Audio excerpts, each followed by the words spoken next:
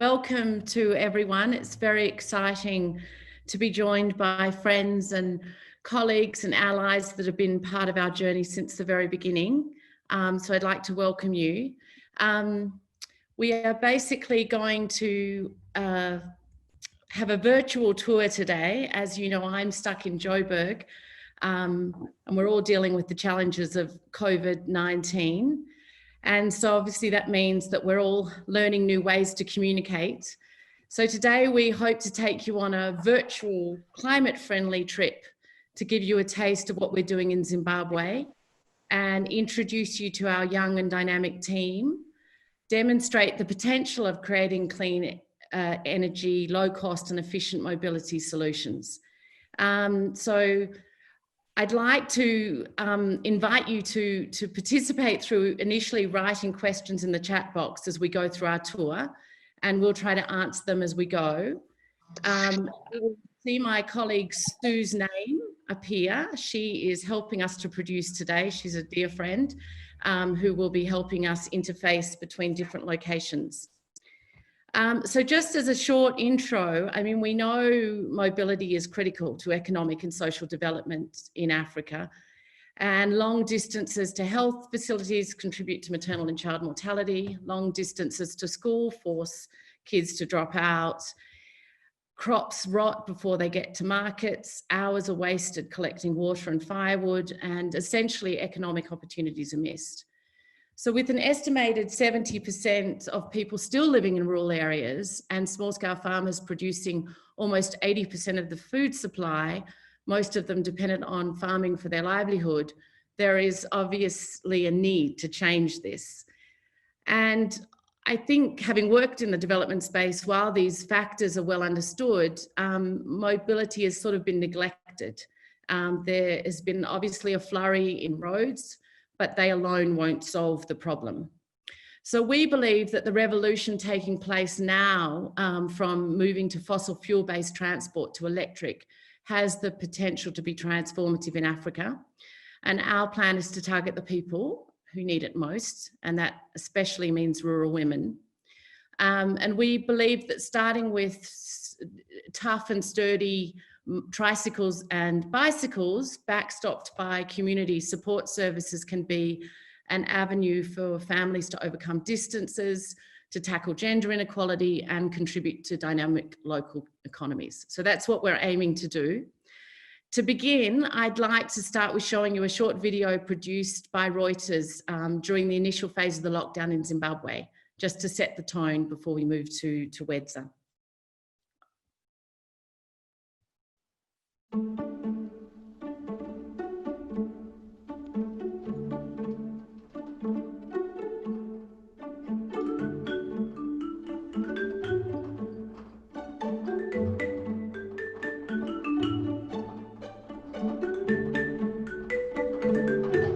Pandakatanga kushandisa hamba ndakaona zviri nyore zvikuru sei pakupa varwere vedu. Ndakaona zviri nyore zvakare pakufamba nevarwere vedu pakuenda kuchipatara raizwa dambudziko zvakare, nokuti kudhara taipinda matambudziko ayaya ekuti munhu airwara kana kurwara nenhumbu munhu aizosvika pakusunungukira pamba tashaya transport.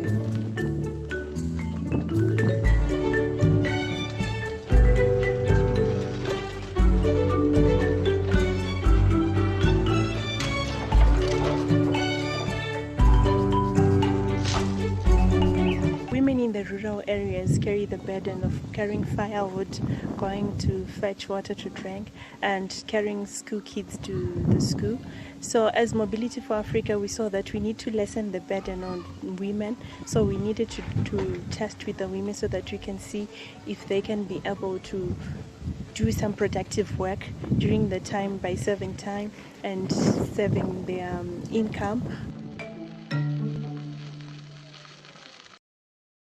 So just to take an opportunity to brag a bit, but that was actually Reuters' best piece for Africa the week it was released, and the package got picked up in the New York Times and was on German media, on Al Jazeera, on CTGN, the Chinese outlets. And I think just to say the feedback was enormous. We had hundreds of emails from both individuals wanting the Humber, to people in the diaspora wanting to buy it for rural relatives, to development partners wanting to find out more and see how they could engage. So it was sort of a validation that there is a huge need and an opportunity. So now I'm going to hand over to the dynamic team.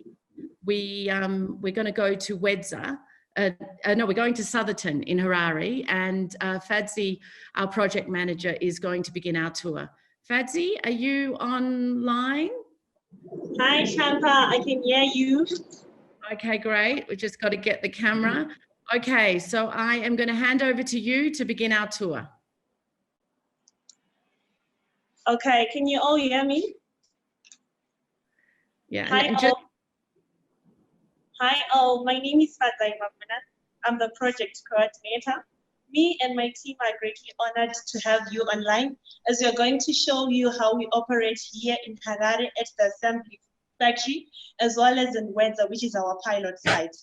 Wedza is located 130 kilometers east of Harare, and we have 8 staff members at the site. Just to let you know, we are now in the second phase of our pilot, where we have improved both our social impact and the technical aspects of the tricycle. The tricycle has been greatly appreciated by many, as it is easy to operate and it doesn't require women to struggle, as they have both feet on a covered platform. I've got my colleague Kundai on the line in Wedza, who will take us on a tour there, and we are going to meet one of our amazing Humber users. Over to you, Kundai. Hello, my name is Kundai Takawira. I'm the pilot technician at the pilot site in Wedza. So I'm going to be introducing you to our very young and dynamic team here at the farm. And I'm going also to take this moment to introduce you to one of our participants, Patience, who operates in the taxi service. So she's going to take us through what happens in their service provision. So I'm going to leave you with Patience. Hi, my name is Patience Matengaronzi. I am a taxi driver. I work for the Mobility for Africa. We transport people to the hospital and transport people also to the growth point, our nearest growth point, which is about 22 kilometers. They go there for shopping and for hospital services. We also transport people who grow vegetables and tomatoes to the market for selling. Okay, thank you, Patience. So Patience is here for a battery swapping. So we're going to have an opportunity to see how we go about swapping batteries for our participants. So I'm going to get help from my fellow technicians, George and Roderick, that are going to be helping. So to gain access to the battery in our Humber, you have to open the back side of the Humber to gain access to the battery. Then you remove connectors. We have very easy to use connectors that we use to interface our Humber and the lithium-ion battery. So the battery is taken from the Humber, goes into our charging station for charging, where they get a newly charged battery, which is given to our participant. So we are very fortunate to have this batch of batteries. The previous one that we had covered about 50 kilometers. So we are very fortunate to have this one, which goes between 60 and 70 kilometers. So our participants have the opportunity to travel further and get more out of their batteries. So at this moment, I'm going to introduce you to our charging facility. We are 100% off-grid, so we rely on solar power. So our facility is the capacity of 10 kilowatts. So with the capacity right now to charge between 8 and 10 batteries at a time, given good weather.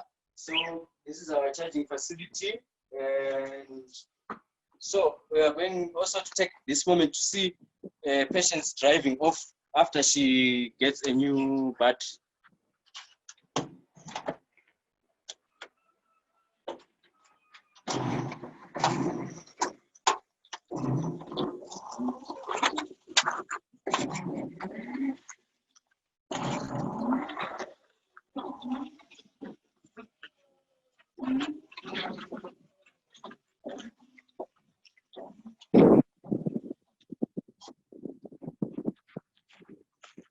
Thank you, Patience.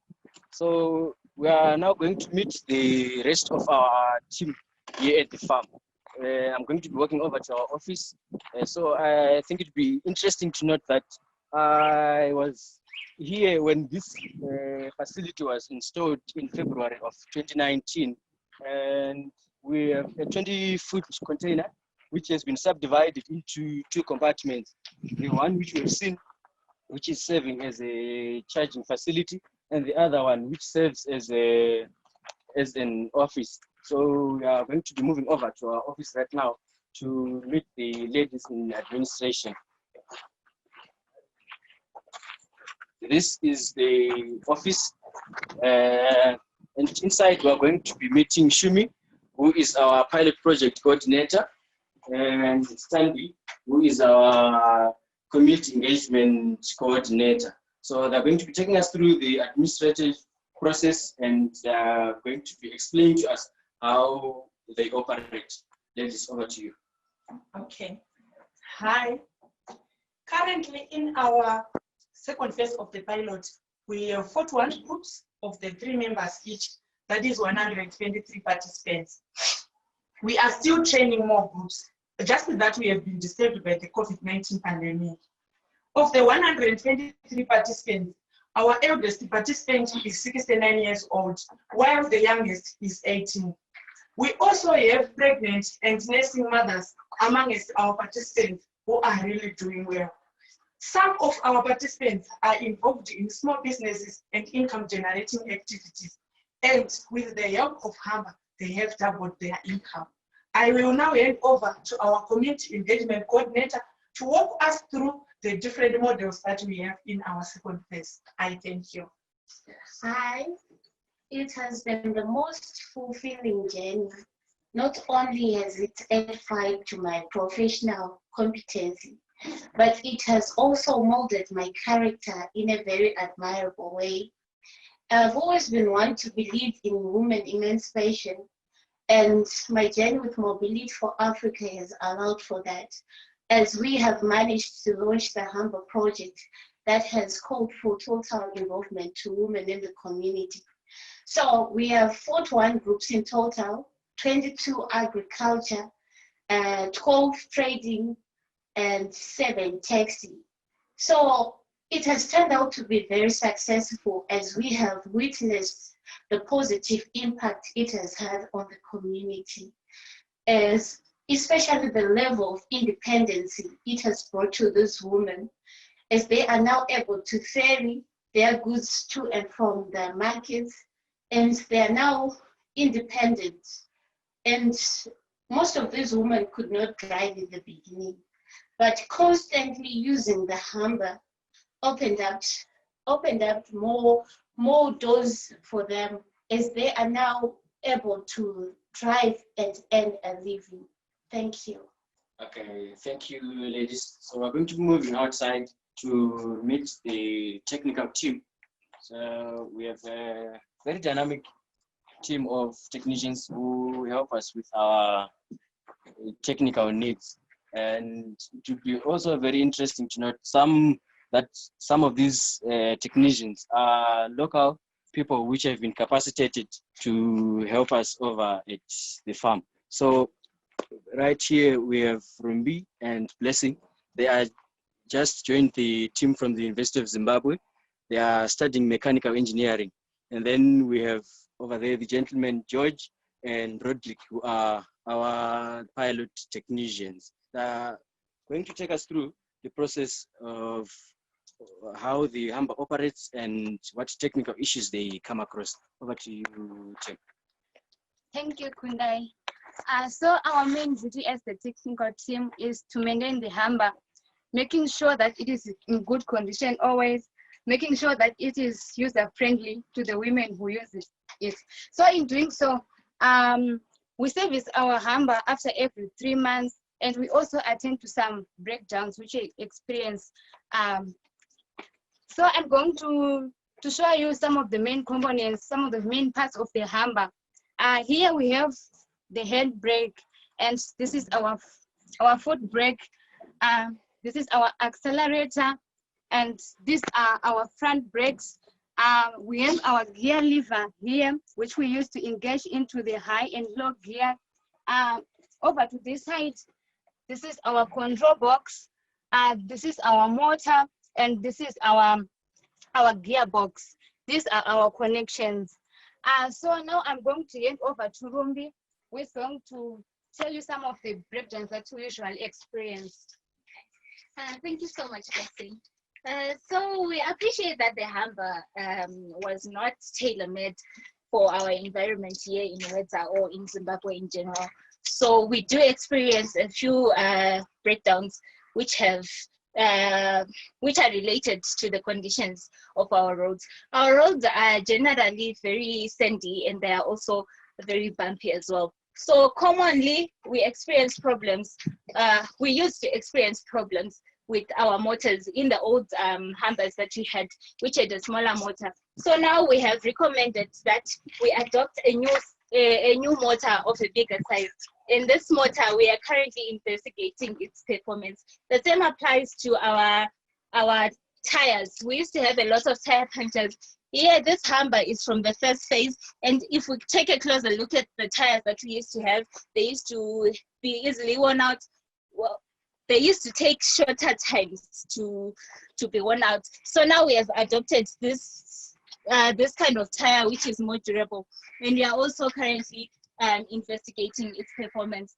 Also, generally, some of the maintenance issues that you deal with have to do with the loosening of bolts and nuts. For example, for the high and low gear, whereby sometimes the gear does not engage because the nuts would have come loose, or the brakes do not engage properly because the nuts would have come loose. So we come and we tighten the nuts, the bottom nut that we have here, and also for the high and low gear, it's all about tightening those nuts. So in short, those are some of the minor breakdowns that we are experiencing at Weta. Thank you.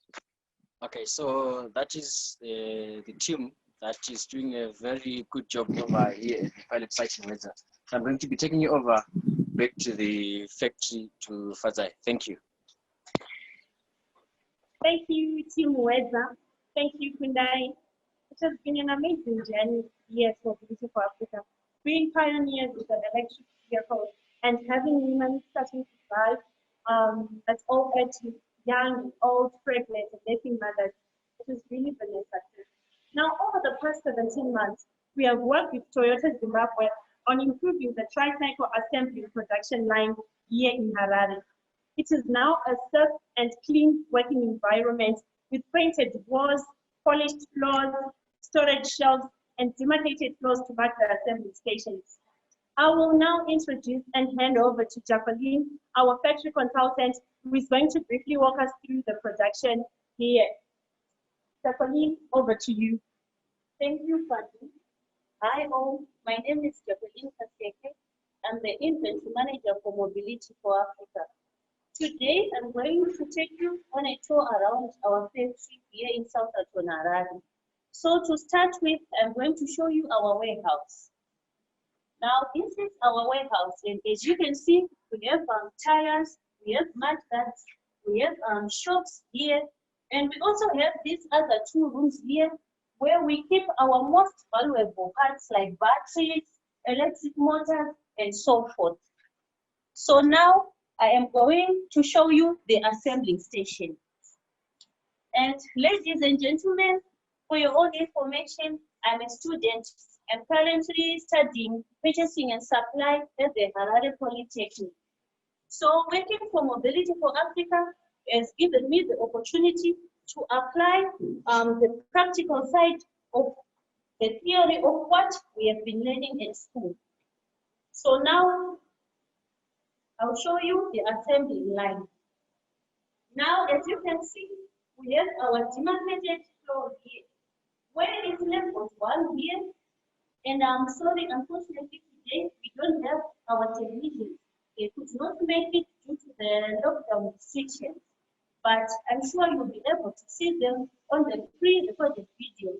This is where the body assembly is connected. Clever on the go for the body assembly, where the assemblers will come and take and then it's taken onto the chassis of the hammer to build up the body of the hammer. Now we go at 2 here.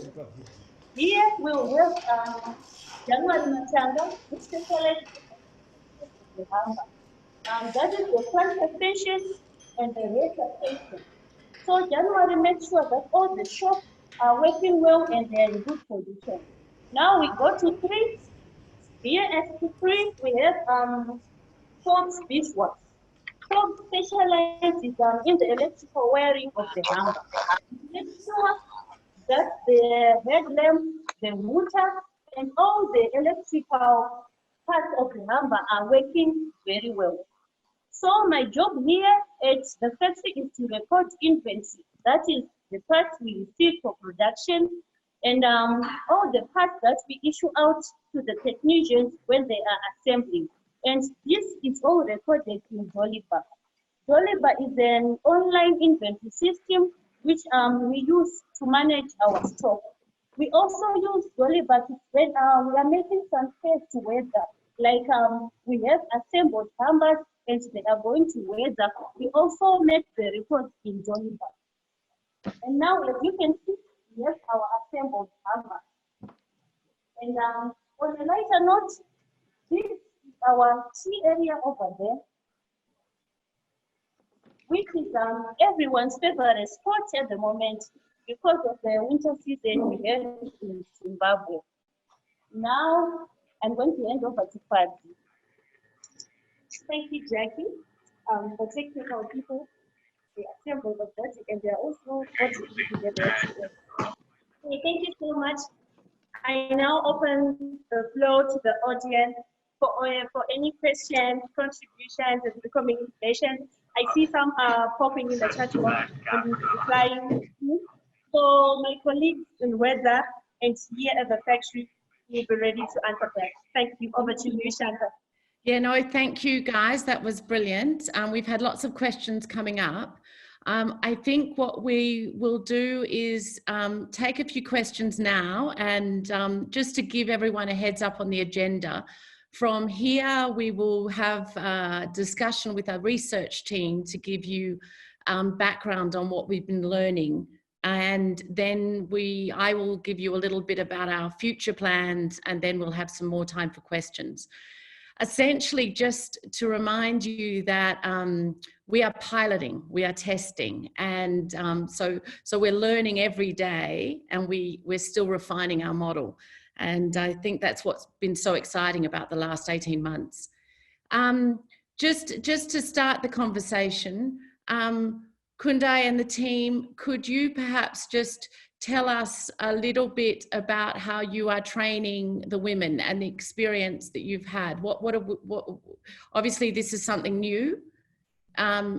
Could Kundai, you explain what we're doing and how we're teaching the women to drive?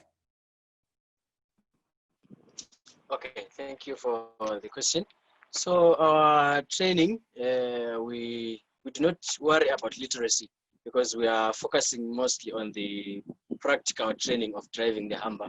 So the women are not worried about literacy, and it's quite an experience because as they begin the process, they are scared, they are nervous, but as they gradually learn how to handle, how to maneuver, they become confident, and they are, by the end of the, we have set a 1 week period, 5 days for each participant to get thorough training. So we have a test at the end of the week. So whoever has not been able to grasp the concept of driving, they will not be able to drive the hammer or keep referring back to the training. So this is how we're training them. It's quite an awesome experience.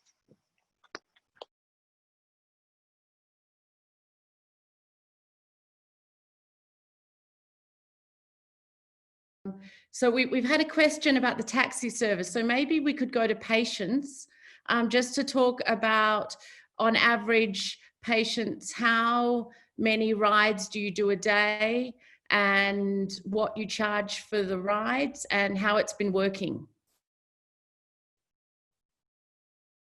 About 3 trips a day, and we charge $1 US per 10 kilometers. Okay, and have you got lots of demand? Yes. So can you meet the demand?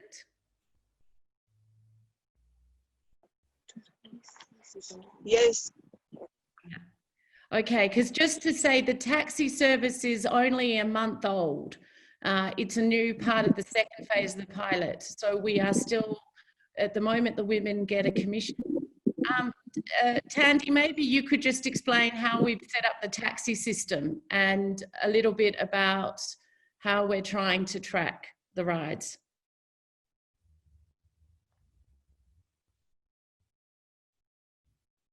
Oh, we've lost audio. Sorry, guys. Can you unmute? Sorry. Okay. Tandy, do you want to start again? Kunde can answer that. Okay, Kunde, over to you. Okay, so our taxi service, we have a very vibrant taxi dispatch guy. So what he does is he goes and delivers batteries to our taxi participants, particularly those who do taxis, so that they do not have any downtime due to battery shortages. And then when he does that, he'll be collecting the money from previous trips. And then we are keeping a record of how many trips a group does. Each trip is noted down, and the distances, the load, how many passengers they have been carrying, if they are doing logistics, what logistics have they been doing. So we're keeping track of each and every one participant. And then we also have a digital system where we use a GPS-based system to track our numbers, to calculate distances, and to see how the catchment that we're catering for. Yeah. We'll hear more about the tracking evidence we're collecting. I mean, one of the things we're grappling with is how to improve the charging and the battery technology. So we introduced lithium batteries just with the second batch of improved Humbers. And now we are looking at working with, I don't know if Amanda is on the call, but we have an advisor who's in China who's been mapping the battery sector for us so that we can build a relationship with the supplier for the batteries and the charging infrastructure. So that's obviously something we're investing time in. And we're also, thanks, I should acknowledge we have our friends and allies from EIS who have been providing technical support. And we have been working with an IT company, Pro Bono in New York, who is helping us build a USSD-based system for taxi bookings so that we can then, people can send an SMS and we can also track demand. Okay, Fadzi, could we go back to you? I think I'm looking, could you tell us just a little bit, you mentioned that we just renovated the factory, but could you tell us on average how long it takes for a Humber to be assembled and a little bit of the journey of how we've trained the technicians on that side? All right, thank you, Shaka. So it was quite a tough and long journey to get our Zoom guys to start assembling. So two technicians from China had to use Google Translate to teach our Zoom guys how to assemble the bikes. So I think it was a very good experience because at the moment, on an average day, they can assemble 4 bikes a day. So it takes about 2.5 hours to assemble one bike. Okay, that's great. Well, there's a lot of questions about tires and rainy season, but I think keep track of the data. Yes, I mean, just we've had a question just to say one of the great things is Jackie mentioned Dolly Bar. We, with the help of EIS, have an online management system so we can keep track of obviously the inventory, the spare parts, breakdowns. We also have a customer management system where we know who is in our various groups. We know how often they need a battery, and when they pay their monthly rental. So we've been building an online management system, and the team runs that. Everyone's been trained, so that's really exciting. In terms of the tracking, I think now if we go over some of these questions will be answered when we head to our research team. So I'm going to just quickly introduce James, and just to say, obviously, one of the things as a startup and introducing new technology in an informal economy is that you need R&D. I have to admit that sometimes I get frustrated when I speak to people in the startup space, and we're always expected to have a business model that's instantly ready to go. And obviously you need time to learn. We're introducing something that hasn't existed in this part of the world. We're trying to test it. We're trying to engage how it works. So we've invested from the very beginning in an R&D, lots of research and evaluation. And so let me hand over to James Keeley, who's a very good friend that I met in Beijing, who has extensive experience working in agricultural development in China and Africa, and between China and Africa. And he will have a discussion with Dana Madumbe, who is with Zevia Consultancy, who's been working with us on the quantitative data collection, and Dora Mengwe, who's been with us from the beginning and did the initial baseline in 2018. So over to you, James. Thanks, Shanta. Start my video. Okay. Yeah, and maybe Dee and Dora, if you could just show your videos and unmute, and we'll just go into this.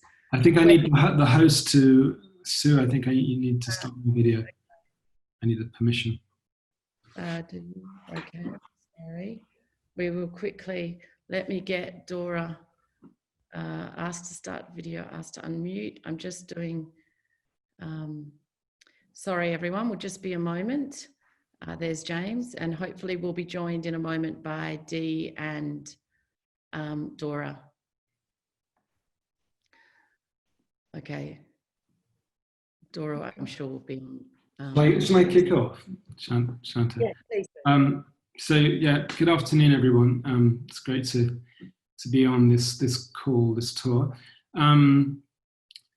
Shanta and I first met in China, and perhaps it's worth saying that it's really in China that Shanta first saw the Humbers, or in Chinese they're known as sanlunche, or three-wheelers. Saw them at work. And in China they've been absolutely transformational in both rural and urban settings. In rural areas for getting goods to market, moving vegetables around, carrying construction inputs, and in cities for e-commerce and courier services and food delivery and so on. Every village you'll see scores of Humbers in the countryside. So they've been essential to economic growth, to creating jobs, to improving incomes and poverty alleviation. So that kind of begged the question, if it works in China, why shouldn't it work for women in rural Africa as well? And I think that's been one of the questions that's sort of driven Shanta as the vision for MFA from the beginning. And part of that, we've kept a link with China throughout the project. Not just importing the tricycles from China, but also a research link, which is obviously the theme of the next section. So in particular, we've had a close link with Tsinghua University, which is probably China's leading university and leading science and technology university, and with a group of students there who have worked as interns for the project and spent some time in Zimbabwe at the beginning of last year, and we're able to serve as mentors to students from Midlands University, who've now, some of whom have continued to stay working on the project. And those students, who are an incredibly smart bunch, were able to help us think about different things like how this three-wheelers sort of took off in China, to provide sort of technical inputs on batteries, inputs on data collection, a range of tracking, and a range of other questions. And we're keeping that link with them as the project goes on. So the research and learning has been absolutely critical for Mobility for Africa, really important for helping us to understand what we're achieving, what impact we're having, what social and economic impacts, and also to identify problems as early as possible and take the necessary steps to put them right.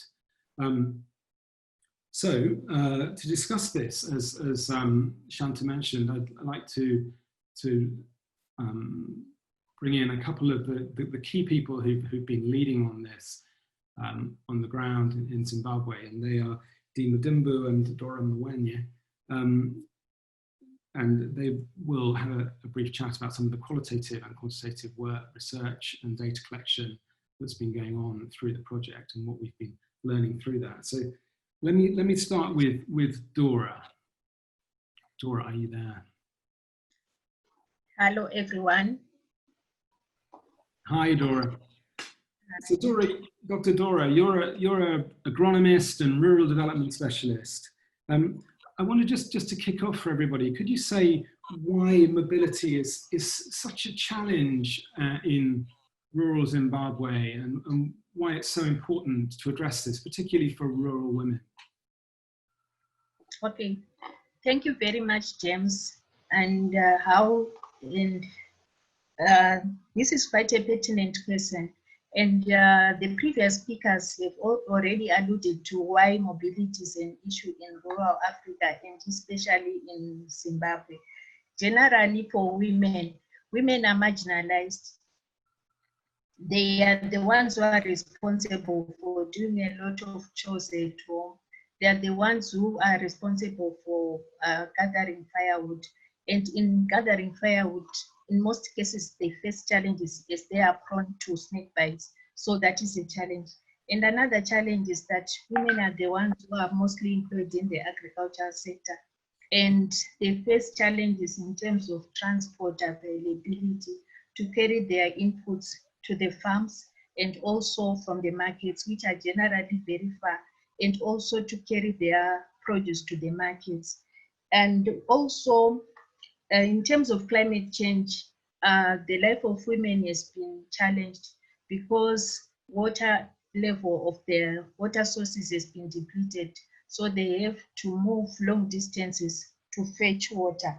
And women are also responsible for carrying their, for accompanying their children to school, especially those ones of creche going age.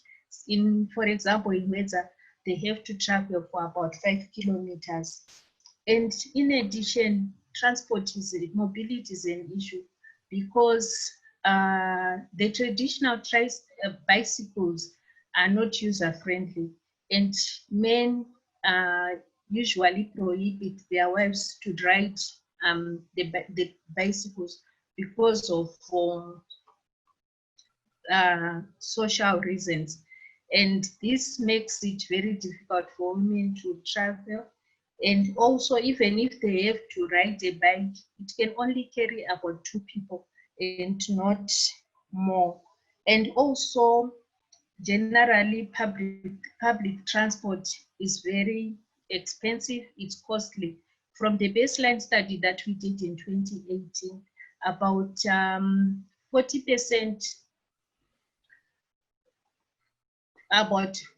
40% of costs consumed at household level. 40% of household incomes in rural areas goes to transport, and 10% of household incomes goes in urban areas goes to transport. So you can see the transport issue and mobility, it's an issue, especially for rural women. Hence the need to find alternative ways of transport in order to cushion the marginalized women in rural areas. That's really interesting, Dora.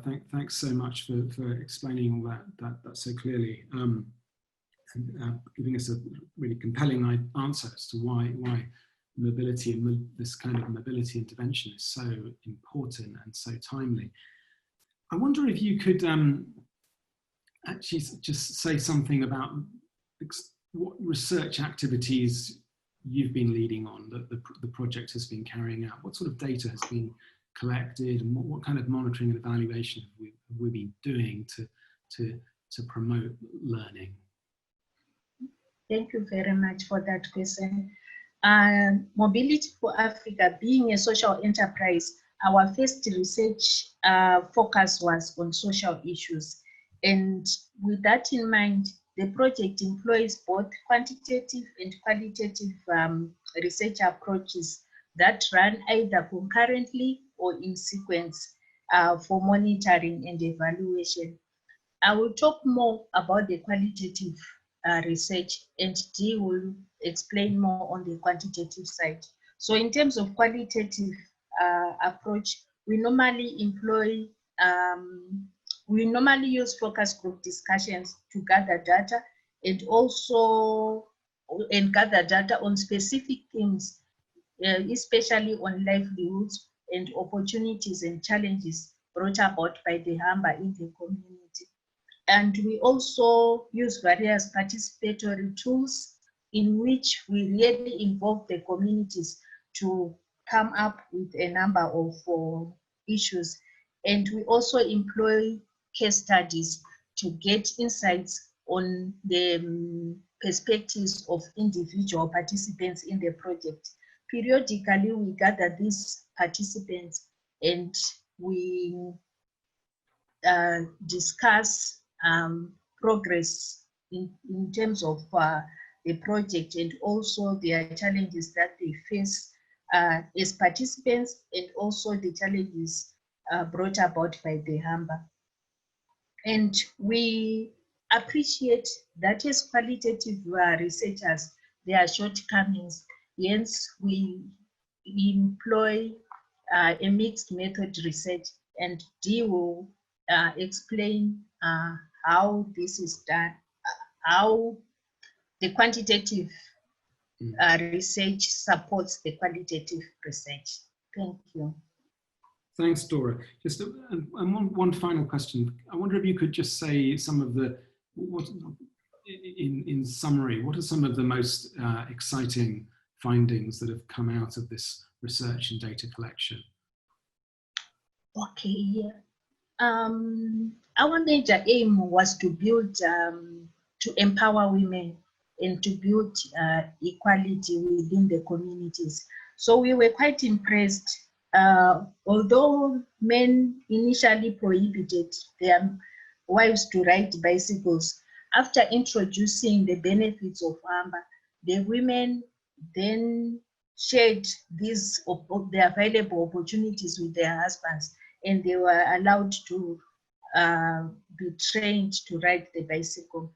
Of interest is that all the women who participated in the project, irrespective of age, they managed to be trained within this scheduled period. And also the availability of the Hamba, it amplified the opportunities for diversification in livelihoods, a thing which we had not anticipated. We're looking mostly at people who are into agriculture, but with the introduction of the Hamba, there was diversification in terms of all farm activities like buying and selling. And also participants also retaliated that there was reduction in transport costs, and we have quotations which I can read through in terms of how 3 participants expressed how transport costs were reduced at household level. One participant indicated that previously you should spend about $2 US to and from the market. And now she's saving that amount and reinvesting it into a smaller project of buying traditional beverage for resale and making more money. And another participant, this is a participant who has access to a family vehicle. They used to use about 4 liters of fuel per day to transport groceries from one point to another. But with the introduction of a Humber, which uses renewable energy, they are able to save more money for other things. And another beneficiary and another participant expressed how she has reduced costs of transporting a mom to the clinic. I used to hire transport to carry my mom for nebulizing from Idabi to Igava, a local clinic a distance of 12 kilometers away. And during that period, I would use about $20, which is an equivalent of $2 US at that moment. And I'm now saving that money for other essentials. So this is one beneficiary of the Humber who is testifying. Having worked with the groups, as the team in Wedza has indicated, we are also doing research and trying to gather more information on other uses of Humber. And these other uses of Humber, we get them from the periodic interaction with the groups. And we are also, we have also initiated research on the use of Humber by service providers from the agriculture sector, healthy sector, and also from the police. And this is still in its infancy.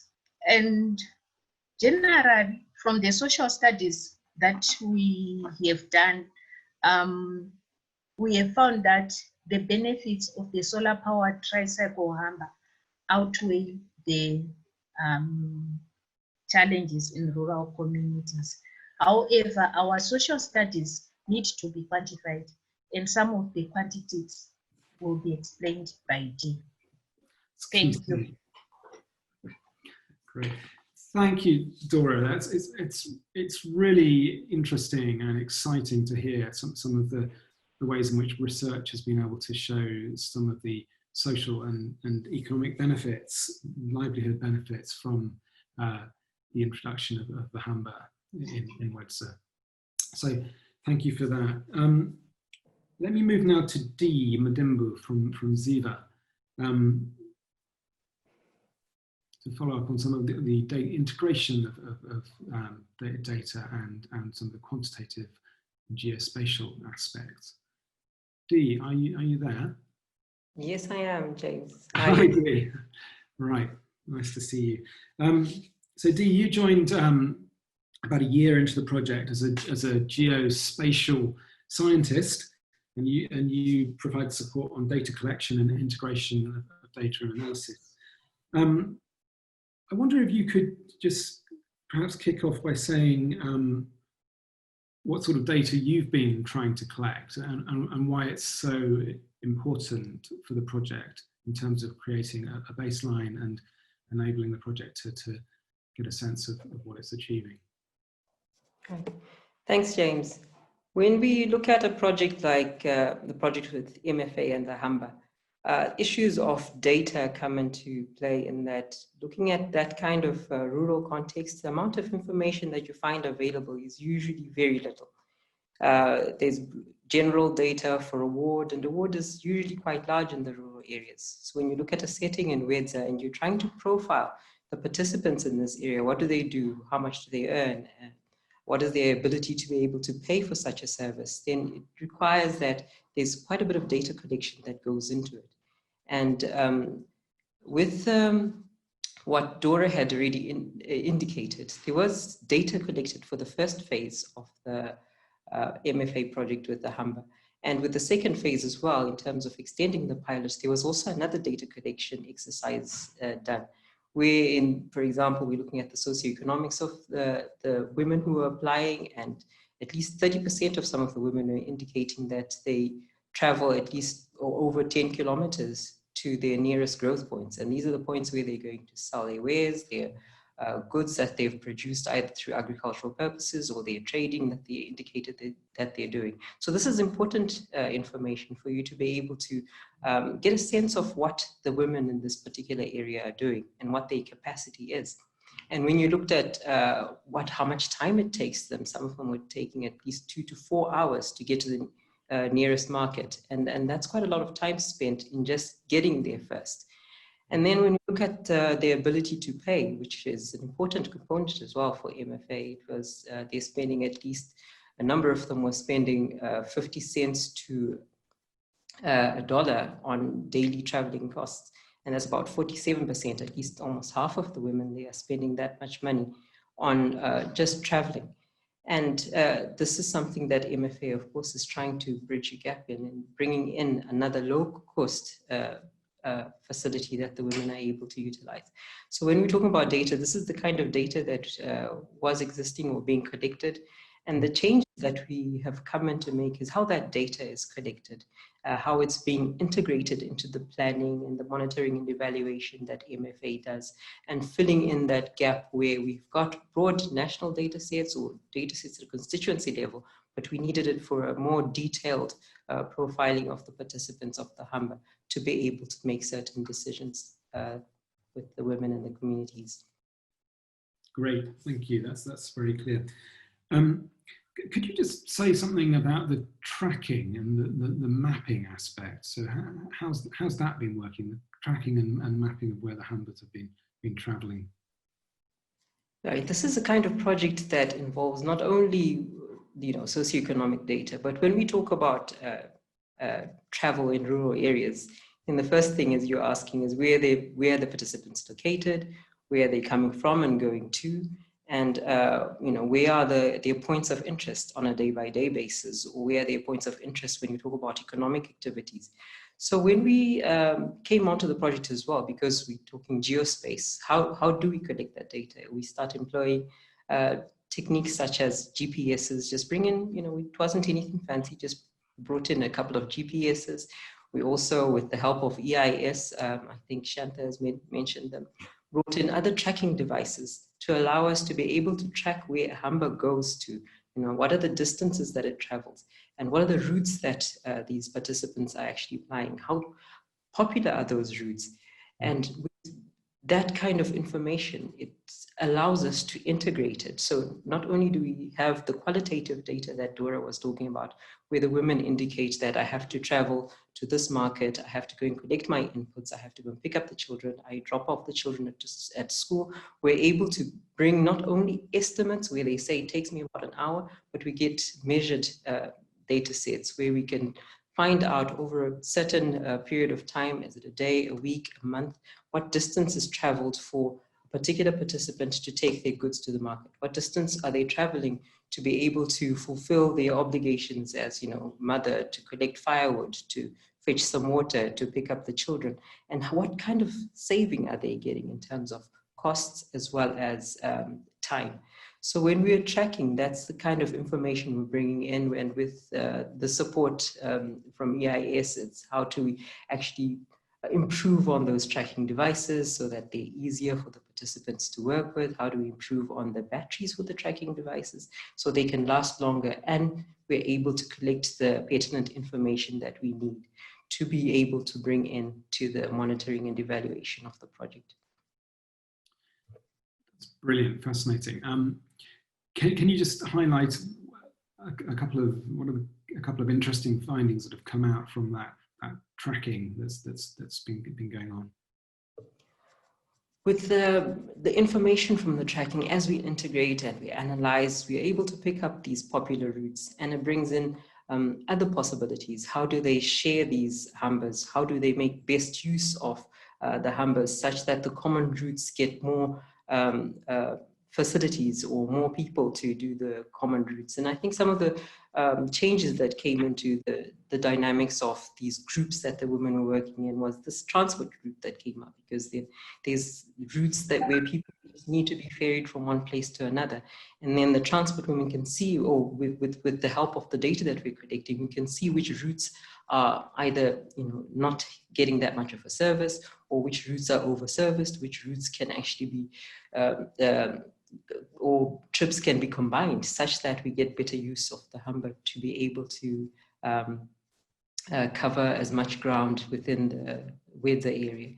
And then also issues of how far does a Humber go? We found that in the first phase, we were tracking only a few of the Humbers, but some of the women were able to do trips of up to about 30 kilometers on a battery. So with improved battery facilities, when you look at the technology, as the batteries improve, can they go further than a distance of 30 kilometers on a full charge? How far do they go? Does it change when the route changes? Are there certain routes that are prone to perhaps overuse of the battery, or perhaps other technical or engineering issues that they find themselves facing with the Humber? So these are some of the things that we can bring in as we analyze spatially, and we see what is happening within this particular setting and how it can come back into improving the technology with respect to the Humber, so that it becomes more suitable for the conditions within the Wedza area.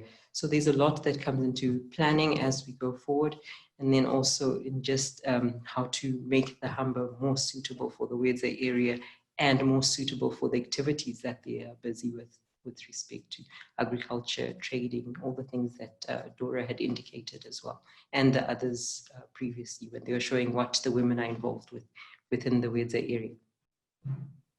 Great, thanks Dee. I think that's really showing that there's a wealth of really useful data that's come up already, and a range of other questions that are in turn being generated for the project to tackle, and all that's helping to make sure that the intervention is better targeted and more useful for the women participating in the project. So at this point, I'd like to pause and ask if any of the participants in this tour would like to ask any questions for Dee and Dora. If so, please type them into the chat. There were two questions just to A couple have just come in. I've just seen those. Yes. Okay. So here's a question, perhaps for Dora. This first one: How do we choose the participants for the project? And a follow-up question: Are we helping them with any additional building of skills? Okay. On selection of participants, we created awareness of the project, and the community members were free to apply initially as individuals. And we had a criteria of selecting the individuals, and then they applied as groups of 3 women. And also, we set up another criteria of selecting the group members. But generally, it was like the women, they came forward after realizing the benefits of the Humber. And in terms of other trainings, we don't only train the participants in driving the Humber. We also have training sessions in terms of capacity building in group dynamics, so that they are able to work together as groups. And also we are in the process of arranging training sessions on other crops that can be introduced in the community, such as chia as an adaptive and alternate crop to tobacco production, because this is a tobacco growing area. And we are also arranging a course on business management, especially for the buying and selling and taxi groups, actually for everyone, because we are now focusing on business models. Thank you. Thanks, Dora. Are there any other questions that anyone would like to put? James, if I can respond on the one to do with distances. Sure. The team on the ground had indicated that the tracking in terms of the taxi services, it's fairly new. They've just been putting in the trackers for about a month. But what we found already is that when we look at it, they are able to do about 30 kilometers, 20 to 30 kilometers a day. Yeah. And depending on how many days they go out, of course, we're yet to see. In the previous phase, we were finding that some of the groups, they were not dedicated to taxi services, but some of the groups that we did track were going about 430 kilometers in a month. But now some of these women are specifically in a taxi service. That obviously will change. So we're still tracking that, and because we've got new trackers that we're trying to fit in that don't actually have to be manually switched on and off. So with that, we're yet to see what it will become for the women within the transport group. But on average, about 30 kilometers a day, which is, I think, 3 trips or so, because the women were saying they can do about 10 kilometers per trip. So that's what we're finding, and we'll still see as we continue with the tracking what distances they cover. Great, very good. James, I think there's just one more question, and then we'll move on. But okay, are you thinking this? Just about the support from international donors. Yeah, okay, that's So there's another question. Well, I'm sure you can see the chat box. So, is the project getting any support from international donors and development agencies for R&D and training, since this would be very aligned to rural development mandates? James, why don't you answer that one? We've both been applying for lots of funds and grants. Well, they're various potential irons in the fire, but certainly that's something we would benefit from more support. So not directly at the moment. We've had support from donors or foundations for other aspects of the project. They're not specifically for R&D and training. Yeah, I mean, we're very lucky to have, we'll hear from Rana from Live Expo in a moment, but we've been lucky that we have EIS, Thibaut and the team is on the call, and support from a foundation who have been giving us a lot of in-kind support on the digital aspects of setting up a management system and the data collection and the adaptation to rural areas. And we will be signing a grant, hopefully, in the next month with the Africa Energy Competition Fund. That's a Swedish funded grant for Zimbabwe, which will help us over the next 3 years to build our business model. It's just an extraordinarily slow process. I think we've spent 18 months since we first applied. So yeah, but any ideas are welcome. Anyone we should be door knocking, we're happy to door knock. Well, thank you guys. I have to say I have been very fortunate to have Dora, Dee and James as part of the team. They have spent a lot of time, or Dora has spent a lot of time with the community in focus group discussions and been wonderful at working with the individual groups. And Dee is a whiz when it comes to figuring out how we get data and the team, and been guiding the team on the ground on how we collect log sheets and how we put GPS mapping points in. So it's been a journey, but I'm very grateful to you all. So I think now we go to the final stage where I'm sure everyone wants lots of numbers, and I'm not going to give lots of numbers, just to talk before we go to an end about sort of where we're going in the future. I mean, I think, as James said, when we initially set out on this journey, I think we thought it would be a lot easier and simpler. We were both convinced after watching, seeing the Sandlicher in rural China, that we thought this would definitely work in rural Africa. But what I realized when I first sort of started the project in 2018 was that a pitch deck alone wasn't going to get us anywhere. So the best advice I got was to actually start a pilot and see how things went. And when I launched a crowdfunding campaign to get our first container of tricycles there, and we leveraged the students from Tsinghua, I suppose I didn't think beyond the tricycles arriving. So I have to admit the last 18 months has been very intense, very challenging.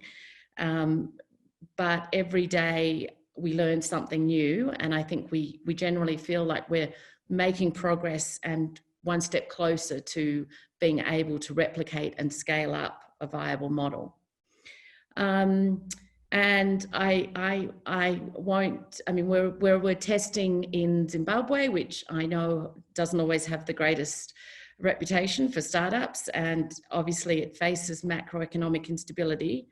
But I think what you have seen today is that there is enormous talent and great young people eager to learn.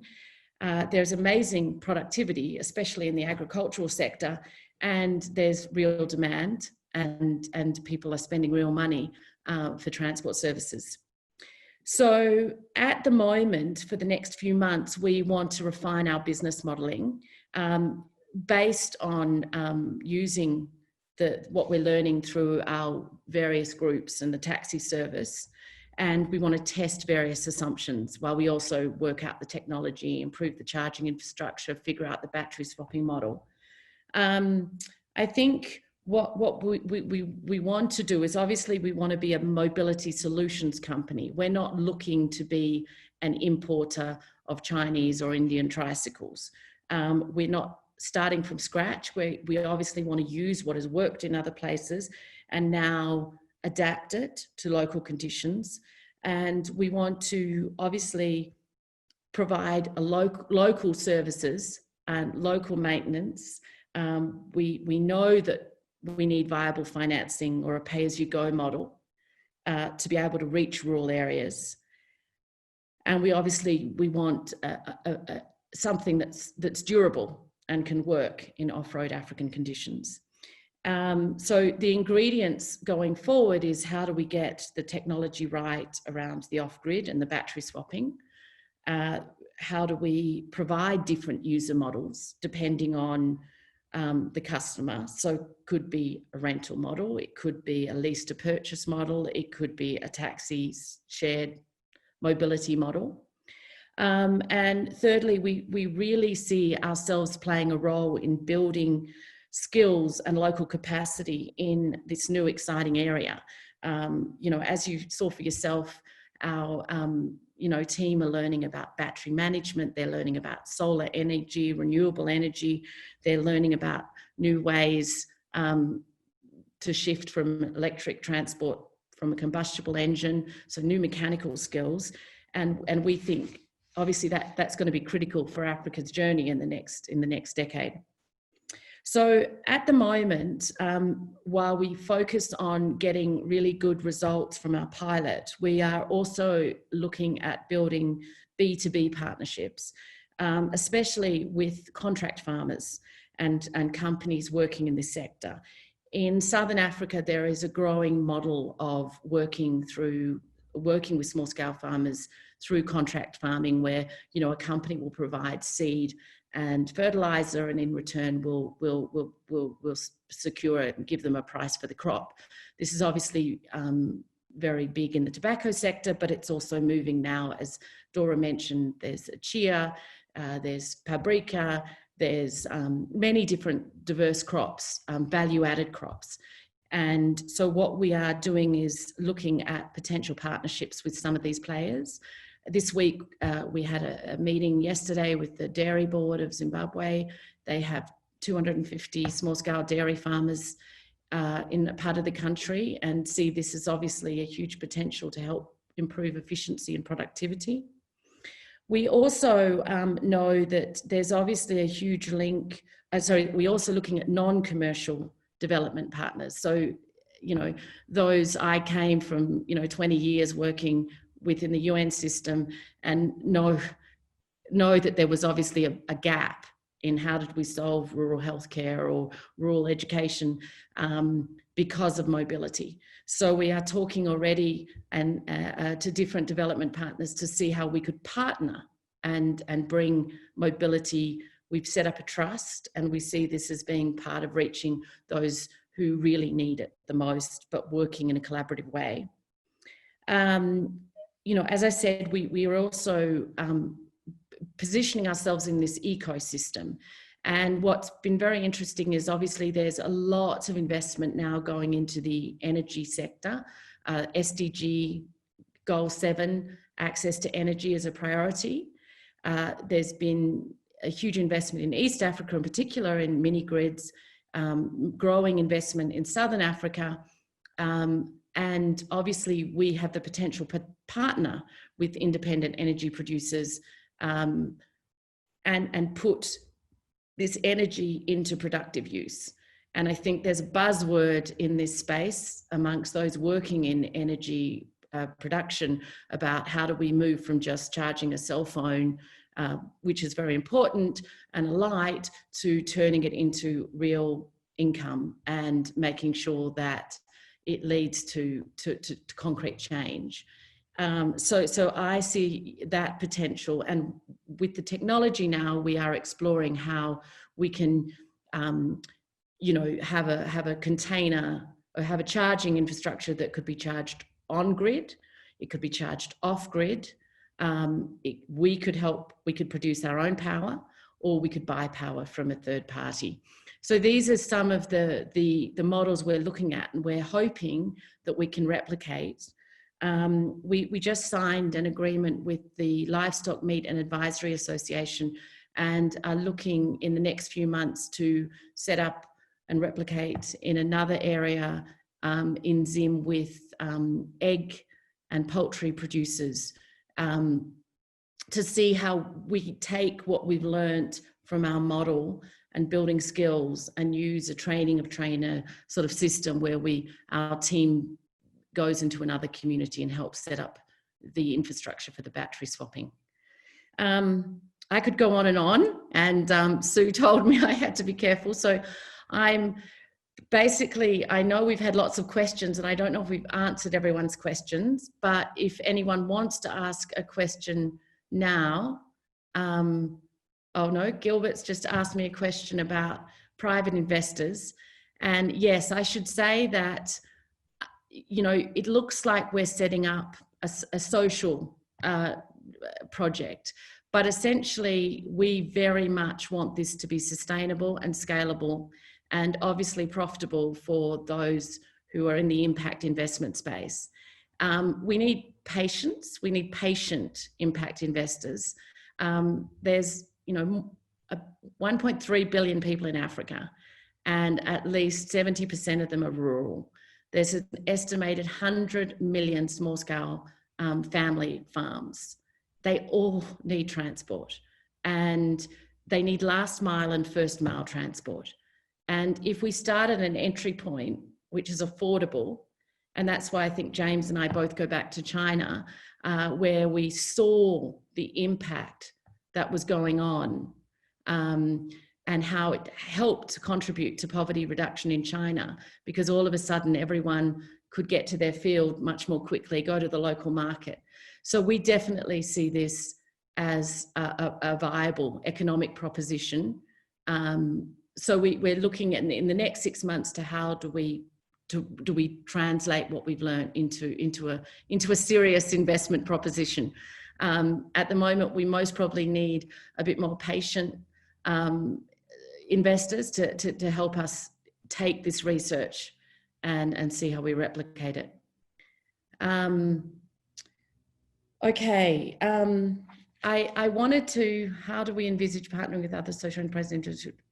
Yeah, we're very keen to partner. I think we're hoping that in the next few months we have a formula to be able to replicate in different communities and in different countries. So yes, we're welcoming collaboration. You know, but before we close, I know I've taken everyone's time. I wanted to just ask Rana. Rana is our project manager and colleague from Expo Live. Rana, are you on the call? Hi, Shanta, can you hear me? Yes, great. Maybe you could just say a few my words. apologies. We have a bit of a desert sandstorm here in Dubai, so I had to leave the office. I'm currently calling from the car. Oh, sorry. Maybe My you could apologies, but thank you so. go ahead. Yeah, so I've been listening in, and it was really lovely to get to see the team on the ground and hear from the research team.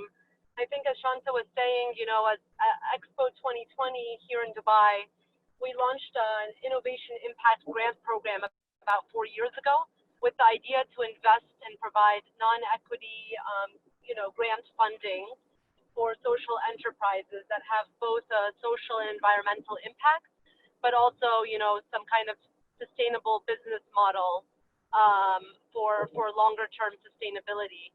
And when Mobility for Africa came to pitch about a year and a half ago right now, I would say, it was, in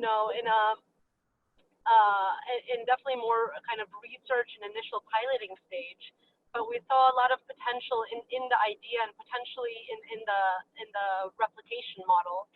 And it's been incredible to be able to invest in the past year and see how much has grown and how much value that there has been in providing electric tricycles and a form of income and employment to women in rural areas, not just in Africa, but could potentially be expanded across Southeast Asia, even in the Middle East. We were looking at it. And our program really looks at two things. One, how can we support some startups financially, but also to provide a network of other like-minded investors or implementing partners. And then the second, of course, is the showcasing during the World Expo, which will now be in Dubai in 2021. World Expos historically have been places where governments and large corporations, showcase their innovation. The Eiffel Tower was built for a World Expo, for example, in Paris. The Ferris wheel was showcased for the first time in a World Expo in Chicago in the 1800s. And so with us, what we're really looking to showcase are these grassroots local innovators that are creating innovations that will have an impact on communities like the likes of Mobility for Africa and Zimbabwe. So thank you, Shanta, for letting us join and talk about this collaboration. While we didn't get to visit you in person there, as we were planning to in beginning of March, it was really nice to take this virtual tour, and I'm of course happy to answer any questions anyone on the call have about our partnership. No, thank you, Rana. That's great. I mean, just to say, it keeps us motivated knowing that we have this opportunity next year to be part of the World Expo 2021 now, and to be showcased with so many other fantastic innovators. And just as we end, I would like to just stress that this has been a journey of collaboration, and there's lots of people on the call who have been incredibly generous with time, with resources, with ideas. And I think that's what's kept me going through some pretty stressful moments.